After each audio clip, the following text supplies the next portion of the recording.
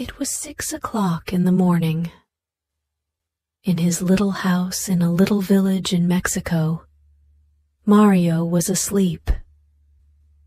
He was still asleep at 7, at 8, at 9, and at 10 o'clock. Most days Mario woke up at about 11. Then his wife usually went to the shop to buy tortillas and coffee for his breakfast. Mario was a lucky man because Pedro, the shopkeeper, was a good friend and never asked him to pay for his food. But one morning, Pedro woke up feeling angry. "I get up at 5 every morning to work," he said to himself. But Mario lies in bed all morning doing nothing. He doesn't work, and I give him free food. That's enough.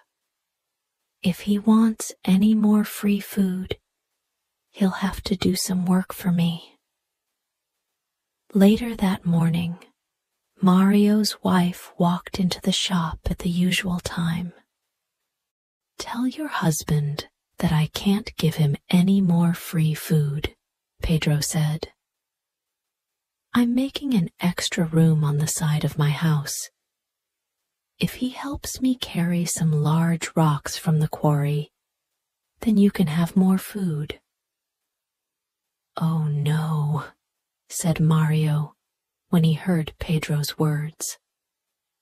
"Those rocks are too heavy for me to move.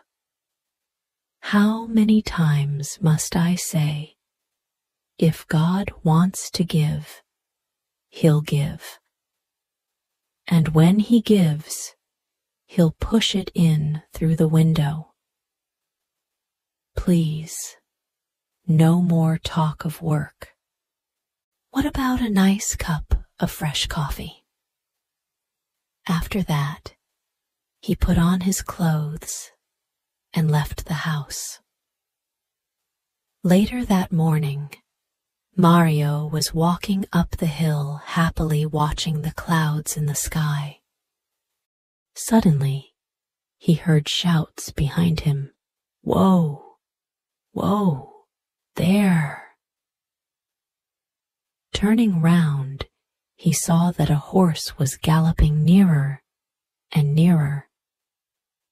A man was riding the horse and shouting, but the horse didn't stop. "Whoa!" the rider shouted again. But the horse didn't go any slower. Now the horse was right in front of Mario.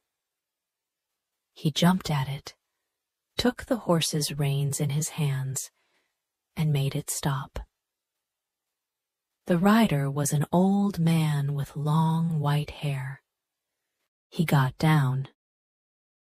"You don't run around all day like other people," he said to Mario, "but you're there when someone needs you." "You're very kind," replied Mario. "But to be like this is not hard.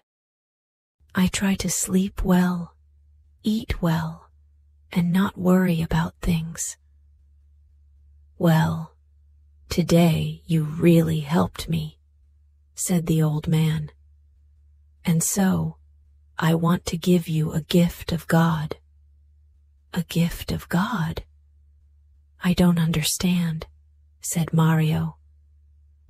"When God gives a gift to somebody," the old man explained, "only the person that God gives it to can keep it. Follow me." Mario followed him, and they went up the hill. There the old man stopped and showed him a large rock. "Under that rock," he said, "are some leaves. Under the leaves are some chests. In the chests, you'll find the gift of God waiting for you." Mario went over over to the rock, knelt by it, and took it in his hands. He moved it easily. Then he moved the leaves and saw 6 chests made of wood. Slowly, he opened one of the chests. Inside it, there were hundreds of silver coins. He opened a second chest and a third. All 6 chests were full of silver coins. Mario turned to thank the old man, but strangely he wasn't there anymore. Mario picked up some of the coins and put them in his pocket. Then he closed all 6 chests, put leaves over them again, and put back the rock. Now, after all this work, he felt tired. He sat down under a tree and went to sleep. When Mario woke up, he was hungry. He remembered something about a horse, an old man, and some silver. Did it really happen, or was it just a dream? He said to himself. But then he remembered something much more important. Lunch. He started walking quickly down the hill to his house. Suddenly, he heard a clinking noise. He put his hand in his pocket and found 6 silver coins there. That evening, Mario's wife went back to the shop. She put the coins in Pedro's hand. "My husband sends you these. We need rice, a chicken, tortillas, tomatoes, and coffee." Pedro's mouth fell open when he saw the silver coins in his hand. "How did Mario get so much money?" he asked. "Come to our house tomorrow morning after 11, the wife said, "and he'll tell you." The next morning, Pedro heard the story. He wasn't really sure if it was true. "But Mario," he cried, "why didn't you bring all those chests home with you?" "They were too heavy," Mario explained. "I needed horses to carry them, and I have no horses. And my friend, how many times have I told you, if God wants to give, He'll give. And when He gives, He'll push it in through the window." "I know," Pedro said. "I have some horses. I'll come to your house tonight, and we'll go to this place together. My horses will carry all 6 chests. You'll keep 3 of them and give the other 3 to me. We'll become rich together. Do you agree?" "All right," said Mario. He was happy because his wife was cooking a delicious chicken for dinner.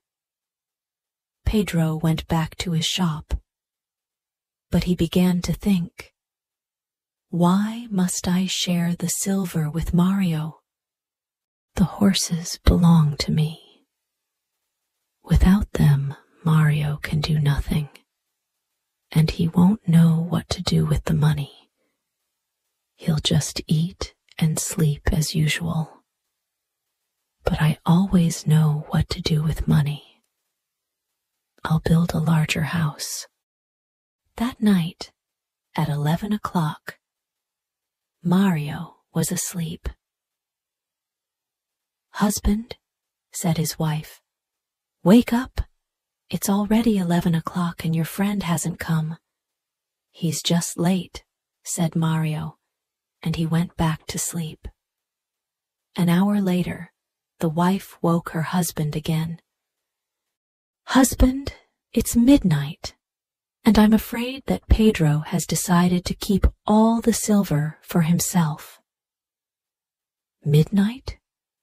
It's too late to go anywhere now. Wife, go to sleep." After that, Mario and his wife slept all through the night without waking up again. While Mario was sleeping, Pedro went up the hill with his horses and his men. He told the men to move the rock and look under the leaves. They found the 6 chests. "Open them," Pedro said. But when they opened them, they saw no silver coins inside, only lots of dirt and stones. "My friend Mario is laughing at me. He thinks that this is funny," Pedro shouted. "Well, I know how to be funny too." He told his men to put the chests onto the horses, to carry them down the hill, and to leave all the dirt and stones in front of Mario's house. They did this, and then they went back home. The next morning, when Mario's wife woke up, she couldn't open the door or window. "Husband, wake up," she said. "There's something outside our house, and we can't open the door or the window." Mario got out of bed, and he pushed the door. He couldn't open it, not even a crack. He pushed the window, and at last it opened a crack. Lots of silver coins came through the crack and fell onto the floor. "Husband," the wife said, "Pedro did come last night." "Perhaps," replied Mario, "but all this work has made me hungry. What about a nice tortilla?" Later that morning, the shopkeeper's mouth fell open for the second time in 2 days. Mario's wife came into the shop and bought more food and new clothes for herself and Mario. She put 20 silver coins down in front of the shopkeeper. "What happened yesterday? We waited for you until midnight," she said. "I was worried when you didn't come. Then this morning it all came through the window. But surely you gave us more than half." "It wasn't me," Pedro said quickly. "Of course it was. Who else would leave all those silver coins outside our house?" There was silence.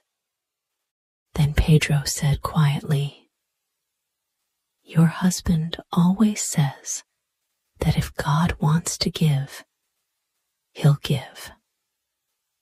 And that when he gives, he'll push it in through the window."